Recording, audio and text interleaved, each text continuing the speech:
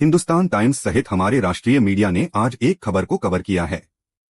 कुछ सैटेलाइट तस्वीरें अब सामने आई हैं। पाकिस्तान का किरान हिल्स सुना होगा। किरान हिल्स उनके परमाणु भंडारण केंद्रों में से एक है। इस तरह के कई केंद्र उनके पास हैं। तो इन किरान हिल्स में भारत ने हमला किया है, यह पुष्टि करने वाली कुछ सैटेलाइट तस्वीरें सामने आई हैं।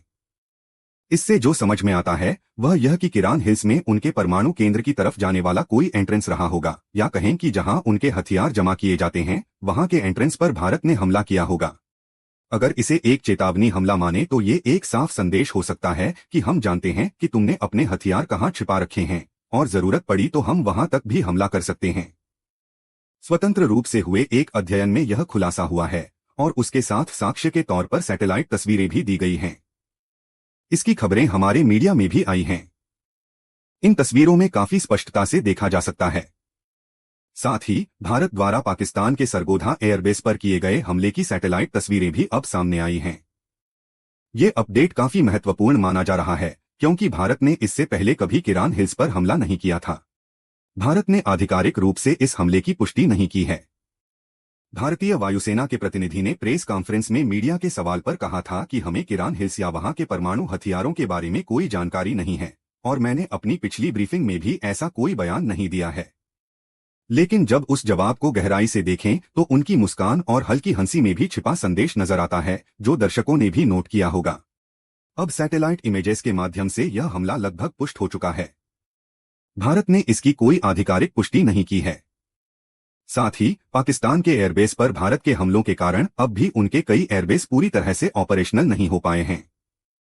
सिर्फ सरगोधा ही नहीं, पाकिस्तान के करीब 11 एयरबेस ऐसे हैं जो अभी भी काम नहीं कर पा रहे हैं। इन्हें पहले जैसे हालात में लाने में अभी और कई दिन लगेंगे क्योंकि उनके रनवे बुरी तरह से नष्ट कर दिए गए हैं। सैटेलाइट से देखने पर यह सब छोटा सा गड्ढा जैसा दिखता है, लेकिन असल में रनवे को इस कदर नुकसान पहुंचाया गया है कि उसे चालू करना मुश्किल हो गया है। उनके कंट्रोल सेंटर्स भी तोड़ दिए गए हैं। कुल मिलाकर पाकिस्तान को इस हमले में बड़ा नुकसान हुआ है, इसकी भी सैटेलाइट से पुष्टि हो चुकी है। शायद यही वजह है कि पाकिस्तान अचानक ही युद्ध विराम के लिए तैयार हो गया और अमेरिका से मदद मांगने लगा। इस हमले के बाद दो बातें हुई, एक तो पाकिस्तान के सेना प्रमुख असीम मुनीर ट्रंप से मिलने अमेरिका गए और दूसरा पाकिस्तान की एयरफोर्स का चीफ भी अमेरिका में जाकर अमेरिकी वायुसेना और वहां के नेताओं से मिला। जैसा कि सब जानते हैं, पाकिस्तान की सेना को असल में अमेरिका ही कंट्रोल करता है। जियोग्राफिकली देखें तो पाकिस्तान की स्थिति अमेरिका के लिए फायदेमंद भी है और नुकसानदेह भी। ईरान एक तरफ, चीन दूसरी तरफ, भारत और अफगानिस्तान बाकी ओर। अफगानिस्तान के रास्ते रूस। तो अमेरिका इस एक देश पाकिस्तान के जरिए इन सभी देशों को नजर में रखता है या जरूरत पड़ी तो हमला भी कर सकता है। पाकिस्तान इसके लिए हमेशा तैयार रहता है, बशर्ते पैसे मिलते रहें। उनका कोई भी एयरबेस अमेरिका को देना हो या परमाणु हथियार तक सौंपना हो, अमेरिका के कहने पर पाकिस्तान कर सकता है। ऐसा आरोप भी लंबे समय से चल रहा है, जो शायद सच भी हो सकता है। इसी वजह से किरान हिल्स जैसे संवेदनशील ठिकानों पर हमला हुआ हो और अमेरिका ने युद्ध विराम के लिए पाकिस्तान पर दबाव डाला हो। पाकिस्तान की सेना की अमेरिकी अधिकारियों से लगातार बातचीत भी इसी संदर्भ में हो सकती है। अब इन एयरबेस को फिर से तैयार करने के लिए हो सकता है कि अमेरिका को ही मदद करनी पड़े।